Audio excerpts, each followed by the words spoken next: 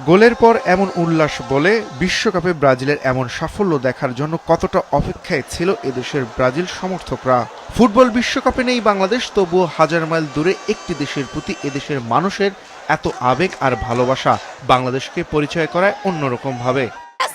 ফেরত দেব, আমরা already Argentina ফ্যানদের 3 piece পরিয়ে দিয়েছি। এমনিতে তো সবসময় দেখি, বাট এই যে টিএসসি তে সবার সাথে মানে আনন্দটা শেয়ার করতেছি, অন্যরকম লাগতেছে।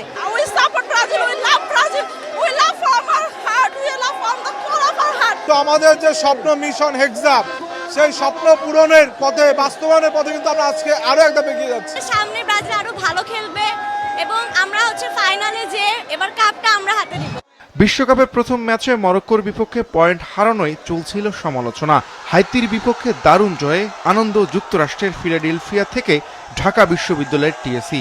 সবখানেই ছিল ব্রাজিল সমর্থকদের উচ্ছ্বাসের এক সুর। যেহেতু আমি ব্রাজিল ফ্যান, আমি চাই ব্রাজিল জিতুক। ব্রাজিল গ্রুপ স্টেজে ভালো খেলে পরের রাউন্ডে যেতে পারবে।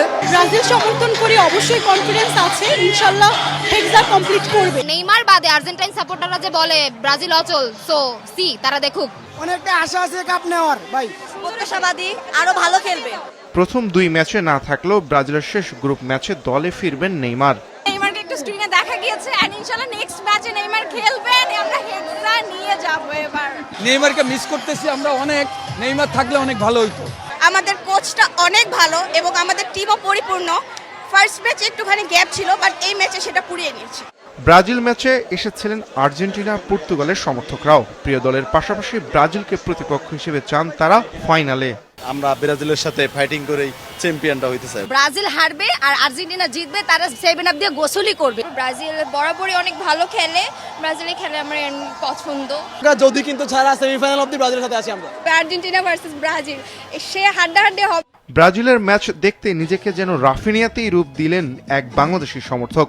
মুহূর্তেই তিনি হয়ে ওঠেন টিএসসির আকর্ষণের কেন্দ্রবিন্দু। 4 বছর পর ফিফায় আমি 3 বছর ধরে চুল রাখতেছি।